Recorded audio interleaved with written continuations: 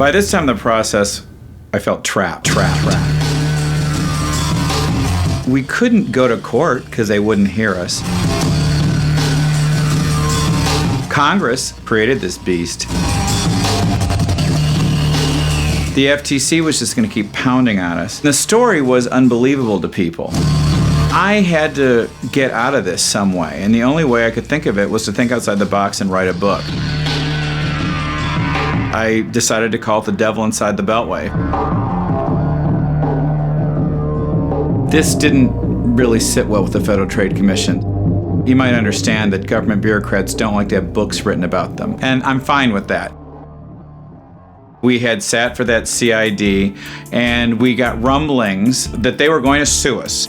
And then they called and asked if we were going to be willing to meet with the commissioners. I wanted to have nothing to do with the commissioners. I was not going to fall into their lair.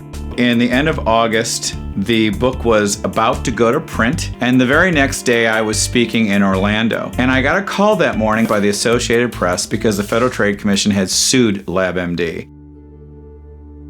They put a big press release out. And that's their first hit to get the court of public opinion on their side. And it's always the same, here we are to save the world type stuff. They never used the word breach, but they allowed everyone to assume there was a breach. What they didn't know is at that point, I had built a relationship with Cause of Action, a government oversight law firm in DC that was defending me. And we hit them just as quick that afternoon with a counter press release, and the game was on. Not 5 days later, Tyversa sued me for defamation. Now, we have the book that hasn't come out. So how they could sue for defamation with the book that hasn't come out yet, it was completely thought of as a SLAPP statute, something that was trying to deter me from moving forward what we wanted to do, and they moved to have the book not released, which we thought was a violation of the First Amendment. But this didn't surprise us. People had a lot to lose here. They're not used to getting pushed back.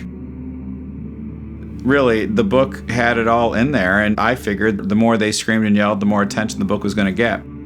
Unfortunately, I had a lot of personal crises going on at that point. My vice president had abandoned ship and rightfully so, just got exhausted with the psychological warfare from the FTC and moved.